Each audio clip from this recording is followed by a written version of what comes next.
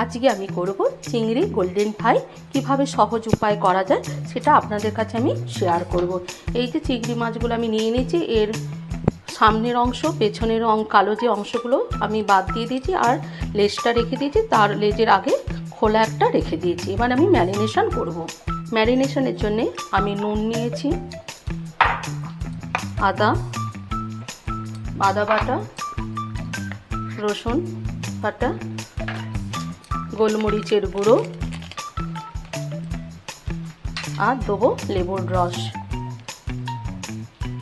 দিয়ে আমি ম্যারিনেশনে 10 মিনিট রেখে দেবো।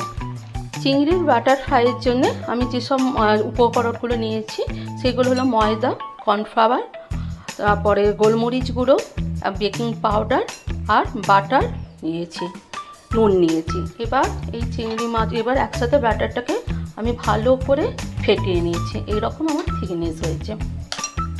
এবার এই যে চিংড়ি মাছগুলো আমি এই গুঁড়ো ময়দার উপর কোট করব। ভালো করে কোট করে নিলাম। নিয়ে আমি এই ব্যাটারটার মধ্যে ডুবালাম।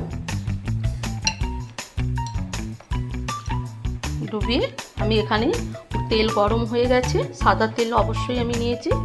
এবার এগুলোকে আস্তে আস্তে আমি ছেড়ে দেবো। এইভাবে আমি প্রত্যেকটা আমি ভেজে নেব। এইভাবে প্রত্যেকটাই আমি এক একটা করে ভেজে নিচ্ছি। তৈরি করে ফেললাম চিংড়ি মাছের বাটার ফ্রাই। আপনারা অনায়াসে সন্ধ্যাবেলা স্ন্যাক্স হিসাবে চায়ের আড্ডা জমিয়ে খেতে পারেন। এই যে আমি করেছি, আর এই যে এখানে সস নিয়েছি, কেচাপ, সস আর কাসুন্দি দিয়ে আপনারা জমিয়ে খান। অবশ্যই একবার বাড়িতে এইভাবে ট্রাই করবেন।